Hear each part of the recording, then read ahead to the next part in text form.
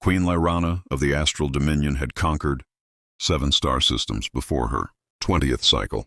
Her armies feared her, her enemies trembled at her name, and her advisors believed she would one day rule half the galaxy. Yet when she chose a husband, she shocked her entire empire. She married a human, not a warrior, not a commander, not even a noble. Just a quiet, modest man named Elias, a simple researcher from Earth who spent most of his time studying alien cultures and writing in his worn-out notebook. When the Dominion's council questioned her choice, Lyrana simply replied, "Strength does not always shout. Sometimes it whispers." But even she did not fully understand what that meant. Elias arrived at the Royal Citadel with nothing but a backpack and a nervous smile. He bowed awkwardly, asked too many questions, and apologized for everything, even for breathing too loudly. The palace guards laughed at him, the generals ignored him, and the royal advisors warned the queen this marriage would make her look weak. Still, Lyrana felt strangely calm around him. His gentle voice cut through the weight of her responsibilities. His kindness softened the steel inside her. He treated her like a person, not a weapon. For months, Elias quietly observed the Dominion's culture. He learned the languages, memorized the history, and even befriended the palace staff who were terrified of approaching the queen. Lyrana sometimes caught him sitting alone in the gardens, writing notes while humming softly to himself. He never bragged, never argued, never pretended to be more than he was. The Empire remained confused about him, but Lyrana remained firm in her choice. Then came the night everything changed. A rebel faction known as the Crimson Comet launched a surprise attack on the palace. Explosions shook the citadel walls, alarms screamed through the halls, and elite assassins broke through the guards with terrifying precision. The queen's generals rushed to protect her, shouting orders and preparing for battle. But the rebels were too many, too fast, too perfectly coordinated. Lyrana stood tall, ready to defend her throne. Then she realized Elias was missing.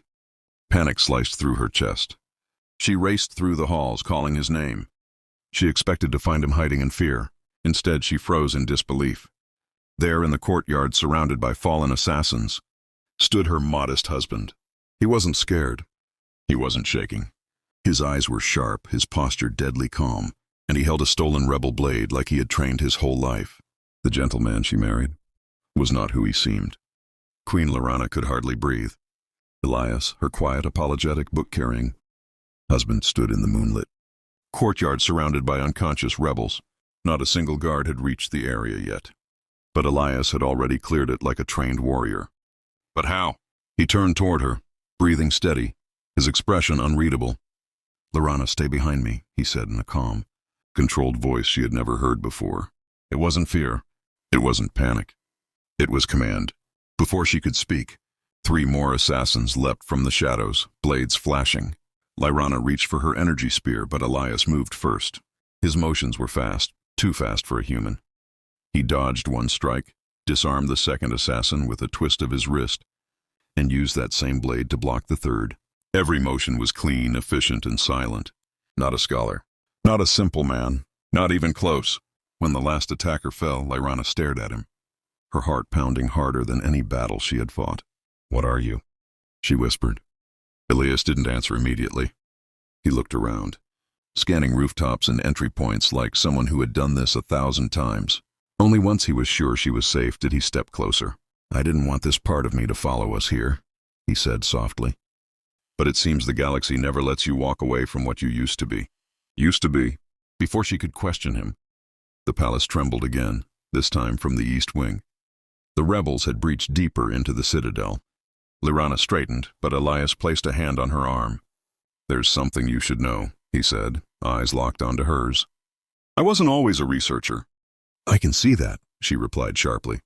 He exhaled slowly. "Earth's governments hired special operatives for off-world missions. Quiet missions. Missions with no records.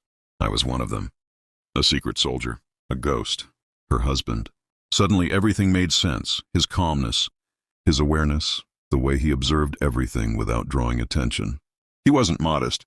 He was trained to disappear in plain sight. But why hide it?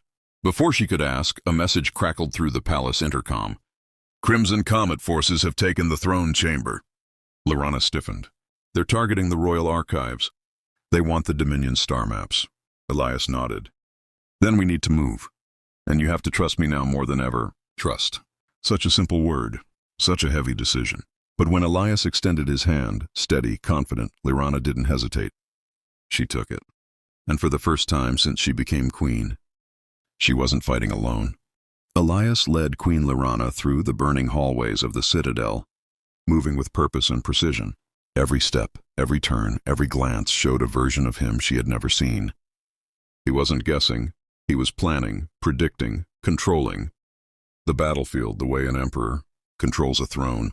By the time they reached the upper levels, the sounds of battle grew louder. Crimson Comet rebels had overtaken the throne chamber, their symbols painted across the shattered doors. 2 guards lay injured nearby. Lyrana rushed to them. "Can you stand?" Before they answered, Elias knelt beside them, checking their wounds. "Minor plasma burns," he said. "You'll live. Fall back to the courtyard. Reinforcements will meet you there." The guards stared at him in shock, but obeyed instantly. Even soldiers felt the authority in his voice. Lyrana looked at him. "You give orders like you've commanded armies." He didn't deny it. They approached the throne chamber. Just as the rebels activated a device, near the royal archives, a data extractor, capable of uploading centuries of Dominion secrets in minutes. If the enemy escaped with it, half the galaxy would burn. Lyrana ignited her energy spear. "We end this now." Elias lifted a plasma blaster he had taken from a fallen assassin. "Stay close to me. They're expecting you. They're not expecting me." They stormed the chamber. Rebels turned in surprise as the queen charged forward, her spear glowing with celestial fire. Lyrana moved like a tempest, swift, unstoppable, radiant with fury. But Elias moved like a silent storm behind her, striking down opponents before they even saw him, covering her flank perfectly, reading the battle as if he had already lived it. At one point, a sniper aimed at Lyrana from the balcony. Elias fired a single shot without looking. The sniper dropped instantly. Lyrana paused, stunned. "How did you—" "Later," he said, intercepting another attacker. Within minutes, the rebels were defeated. The device was disabled. Silence settled over the chamber, broken only by the crackling sparks from damaged consoles. Lyrana finally turned to him. "You lied to me," she said quietly, not with anger, but with a deep ache. Elias lowered his weapon. "I hid who I was because I wanted to escape that life. I didn't want violence to touch us. I wanted to be the man you deserved." She stepped closer, her voice soft. "And what if the man I deserve is exactly the one standing in front of me?" For the first time that night, Elias looked uncertain. "Then I will spend the rest of my life earning that." Lyrana touched his hand. "Not as a queen, as a wife. You already did." Outside, the dawn light spread across the Dominion, shining on a new legend, the Queen of the Stars, and the human who fought beside her,